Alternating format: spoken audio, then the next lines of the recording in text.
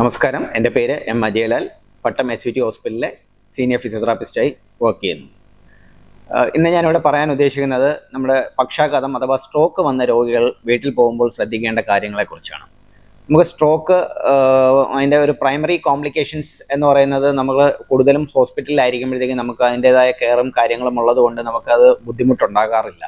പക്ഷേ അതിൻ്റെ secondary complications കൂടുതലും നമ്മളിപ്പോൾ പേഷ്യൻ്റിനെ റൂമിലോട്ടോ ഇല്ലെങ്കിൽ വീട്ടിലേക്ക് ഷിഫ്റ്റ് ചെയ്തതിന് ശേഷവുമായിരിക്കും നമ്മൾ കണ്ടുവരുന്നത്.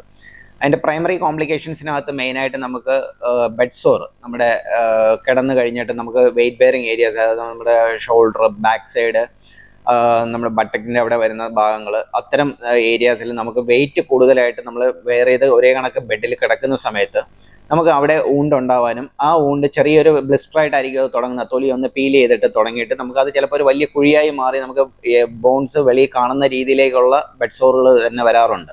അപ്പോൾ അത്തരം സാഹചര്യങ്ങൾ നമുക്ക് ശ്രദ്ധിക്കേണ്ട ഒന്ന് രണ്ട് കാര്യങ്ങൾ പറയാം. അതിൽ നമ്മൾ ആദ്യമായി ശ്രദ്ധിക്കേണ്ടത് നമ്മുടെ പൊസിഷനിങ് ആണ്. നമ്മുടെ പേഷ്യൻറ്റിനെ പൊസിഷൻ ചെയ്യുക എന്നുള്ളതാണ്. നമ്മളിപ്പോൾ ICUലൊക്കെ ആണെങ്കിൽ നമ്മളെല്ലാ 2 മണിക്കൂറും കൂടുമ്പോൾ പേഷ്യൻറ്റിനെ നമ്മൾ ഇടത്തോട്ടും വലത്തോട്ടും നമ്മൾ തിരിച്ചു കടത്താറുണ്ട്. അതുപോലെ തന്നെയാണ് നമ്മൾ വീട്ടിലെത്തിക്കഴിഞ്ഞാലും നമ്മൾ ഓരോ 2 മണിക്കൂറിലും മിനിമം 2 മണിക്കൂർ കൂടുമ്പോഴെങ്കിലും നമ്മൾ പൊസിഷനിങ് വളരെ ഇമ്പോർട്ടൻ്റ് ആണ്. നമ്മൾ പേഷ്യൻറ്റിനെ 2 സൈഡിലേക്കും ടേൺ ചെയ്ത് കിടത്തേണ്ടതാണ്. കിടത്തുമ്പോൾ ശ്രദ്ധിക്കേണ്ട കാര്യം, നമ്മൾ സ്ട്രോക്ക് വന്ന അഫക്റ്റഡ് ആയിട്ടുള്ള കൈയോ കാലോ നമ്മൾ വളരെ കെയർഫുൾ ആയിരിക്കണം. കാരണം നമ്മൾ പലരും ശ്രദ്ധിക്കുന്നത് ഒരേ കണക്കങ്ങ് എടുത്ത് തിരിച്ച് കിടത്തും. അപ്പോൾ തിരിച്ച് കിടത്തി കഴിഞ്ഞാൽ നമ്മൾ ഈ കൈ സപ്പോർട്ടഡ് ആണോ എന്നുള്ളത് ആരും ശ്രദ്ധിക്കാറില്ല. ചിലപ്പോൾ നമ്മൾ സ്ട്രോക്ക് വന്ന സൈഡിലേക്കാണ് ചരിച്ച് കിടത്തുന്നതെങ്കിൽ കൈ ചിലപ്പോൾ നമ്മുടെ ബോഡിയുടെ അടിയിലായിട്ട് ഞെരുങ്ങിയായിരിക്കും ഇരിക്കുന്നത്. അത് വളരെ പെയിൻഫുൾ ആയിരിക്കും പേഷ്യൻറ്റിന്. പേഷ്യൻ്റ് ചിലപ്പോൾ സ്പീച്ച് ഉള്ള പേഷ്യൻ്റ് ആയിരിക്കാം, സ്പീച്ച് ഇല്ലാത്ത പേഷ്യൻ്റ് ആയിരിക്കും. നമുക്ക് ആ ഒരു സ്പീച്ച് ഡിഫിക്കൽറ്റി ഉള്ള പേഷ്യൻ്റ് ആണെങ്കിൽ ചിലപ്പോൾ അവർക്ക് അത് കമ്മ്യൂണിക്കേറ്റ് ചെയ്യാനുള്ള ബുദ്ധിമുട്ടുണ്ടാവാം. അപ്പോൾ അത്തരം സാഹചര്യത്തിൽ നമ്മൾ പില്ലോസ് വെച്ച് നമ്മൾ പ്രോപ്പറായിട്ട് സപ്പോർട്ട് ചെയ്ത് കൈ ഒരു കാരണവശാലും മടങ്ങുന്നില്ല എന്ന് ഉറപ്പ് വരുത്തേണ്ടതാണ്. കാലും അതുപോലെ തന്നെ എക്സ്റ്റെൻഡ് ചെയ്ത് പ്രോപ്പറായിട്ട് പില്ലോ സപ്പോർട്ട് ചെയ്ത് വെക്കുക.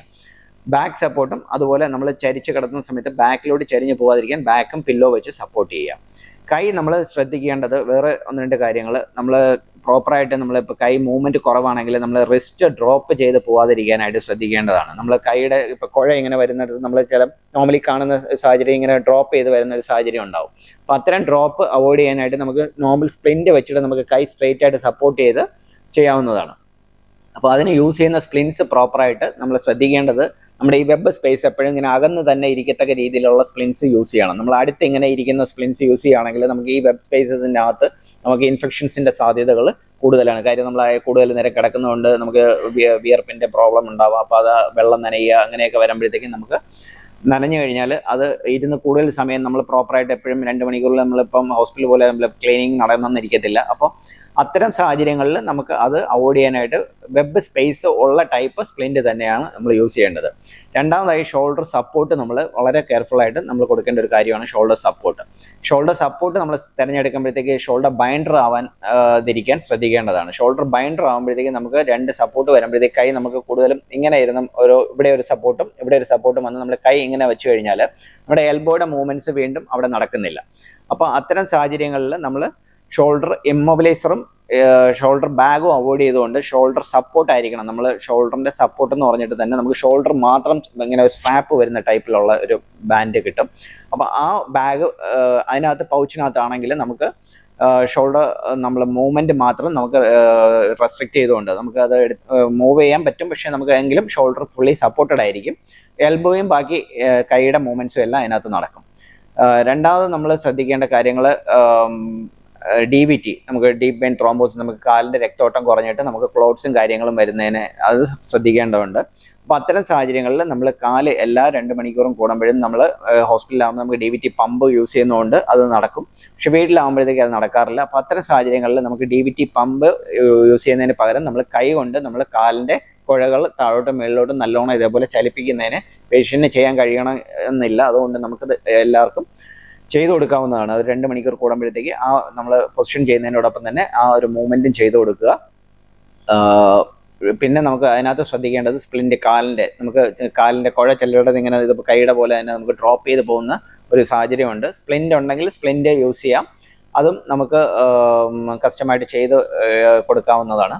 അല്ലാത്ത സാഹചര്യങ്ങൾ ഇപ്പോൾ സ്പ്ലിൻറ്റ് മേടിക്കാൻ പറ്റാത്ത ആൾക്കാരാണെങ്കിൽ നമുക്ക് ഫുഡ് എൻഡിൽ നമ്മുടെ ബെഡിൻ്റെ ഫുഡ് എൻഡ് വരുന്നിടത്ത് നമുക്ക് പില്ലോ വെച്ച് സപ്പോർട്ട് ചെയ്തിട്ട് നമുക്ക് കാൽ അതിൽ മാക്സിമം ചവിട്ടി വെച്ച് ഇരിക്കത്തക്ക രീതിയിൽ സപ്പോർട്ട് ചെയ്യാവുന്നതാണ്. എല്ലാ 2 മണിക്കൂറും കൂടുമ്പോൾ നമ്മൾ പൊസിഷൻ ചെയ്യുന്നതിനോടൊപ്പം തന്നെ നമുക്ക് പേഷ്യൻറ്റിനെ ഇരുത്താൻ, കുറച്ച് സ്റ്റേബിൾ ആയിട്ടുള്ള പേഷ്യൻ്റ് ആണെങ്കിൽ നമുക്ക് പേഷ്യൻറ്റിനെ ഇരുത്തി നമുക്ക് ബെഡിൽ ഒരു കാല് പുറത്ത് നിലത്ത് 2 കാല് ഒരുപോലെ തറയിൽ കുത്തി ഇരിക്കാൻ ശ്രദ്ധിക്കുക. ഇല്ലെങ്കിൽ നമുക്ക് നേരത്തെ പറഞ്ഞ പോലെ ഫുഡ് ഡ്രോപ്പിലേക്ക് പോകാനുള്ള സാധ്യതയുണ്ട്. അപ്പോൾ 2 കാല് ഒരുപോലെ കുത്തി നിലത്തിരുത്തുക. ബാക്ക് അവിടെയും നമ്മൾ അന്നേരം ശ്രദ്ധിക്കേണ്ടത്, ബാക്ക് നമ്മുടെ ഒരേ കണക്ക് കിടക്കുന്ന ഒരു പേഷ്യൻ്റ് ആണെങ്കിൽ നമുക്ക് ബാക്ക് മസിൽസ് സ്ട്രെങ്തൻ ചെയ്തെടുക്കാൻ വളരെ ബുദ്ധിമുട്ടാണ്, അത് വീക്കായി പൊയ്ക്കൊണ്ടിരിക്കും. അപ്പോൾ അത്തരം സാഹചര്യത്തിൽ നമുക്ക് ഇരിക്കുന്ന സമയത്ത് നമ്മൾ ഹോൾഡ് ചെയ്യുന്നത് നമ്മുടെ സൈഡിൽ നിന്നുള്ള സപ്പോർട്ട് കുറച്ചുകൊണ്ട് പേഷ്യൻറ്റിൻ്റെ അടുത്ത് തന്നെ മുന്നോട്ടും പുറകോട്ടും മൂവ് ചെയ്യുകയാണെങ്കിൽ നമുക്ക് ആ കോർ മസിൽസ് കുറച്ചുകൂടെ സ്ട്രെങ്തൻ ചെയ്തെടുക്കാൻ കഴിയും. അപ്പം അത് കുറച്ച് ട്രെയിൻ ചെയ്ത് കഴിഞ്ഞാൽ നമുക്ക് അടുത്ത ഫേസിലേക്ക് പോവാം. പലരും വീട്ടിൽ പോയി കഴിഞ്ഞാൽ നമ്മൾ ഹോസ്പിറ്റലിൽ നിന്ന് കാണിച്ചു കൊടുക്കുന്ന എക്സസൈസ് തന്നെ ആയിരിക്കും കണ്ടിന്യൂ ചെയ്തുകൊണ്ടിരിക്കുന്നത്. ചിലപ്പോൾ മാസങ്ങളോളം സ്ട്രോക്ക് പേഷ്യൻസ് നമുക്ക് റിക്കവറി ചിലപ്പോൾ മാസങ്ങൾ കഴിഞ്ഞായിരിക്കും കിട്ടുന്നത്. അപ്പോൾ അതിനാൽ ശ്രദ്ധിക്കേണ്ടത് ഒരു 2 ആഴ്ച കൂടുമ്പോഴത്തേക്കും നമ്മൾ പേഷ്യൻറ്റിനെ അസസ് ചെയ്ത്, അപ്പോൾ ഒരു ഹോസ്പിറ്റലിൽ കൊണ്ടുവന്നൊരു ഫിസിയോതെറാപ്പിസ്റ്റിനെ കാണുകയും നമ്മൾ ആ ഒരു 2 ആഴ്ചയുള്ള പ്രോഗ്രഷൻ എങ്ങനെയാണെന്ന് നോക്കിയതിന് ശേഷം നമ്മൾ അടുത്ത സ്റ്റേജിലേക്കുള്ള എക്സസൈസ് ചൂസ് ചെയ്യേണ്ടത് വളരെ അത്യാവശ്യമാണ്. നമ്മൾ പാസീവ് മൂവ്മെൻറ്റ്, ഇപ്പോൾ ആദ്യം ഗ്രേഡ് 0 to 1 ഒക്കെ ഉള്ള ഒരു പേഷ്യൻറ്റ് നമ്മൾ പാസീവ് മൂവ്മെൻറ്റ് മാത്രമേ കൊടുക്കാൻ പറ്റത്തുള്ളൂ, അത് നമ്മൾ ചെയ്തു കൊടുക്കുന്നതാണ്. അപ്പോൾ അടുത്തൊരു ഗ്രേഡ് 2+3 വരുന്ന സമയത്ത് നമുക്ക് ആ പേഷ്യൻറ്റിനും കൂടെ നമ്മുടെ ചെയ്യുന്നതിൻ്റെ കൂട്ടത്തിൽ കുറച്ച് ചെയ്യാൻ കഴിയുന്ന ഒരു സാഹചര്യം ഉണ്ടാവും. പക്ഷെ നമ്മൾ വീണ്ടും പേഷ്യൻറ്റിന് ചെയ്തു കൊടുത്തുകൊണ്ടിരുന്നാൽ പേഷ്യൻ്റ് അതൊരു കംഫർട്ടായിട്ട് യൂസ് ചെയ്തുകൊണ്ടിരിക്കും, പക്ഷേ നമ്മൾ അത് ശ്രദ്ധിക്കത്തുമില്ല.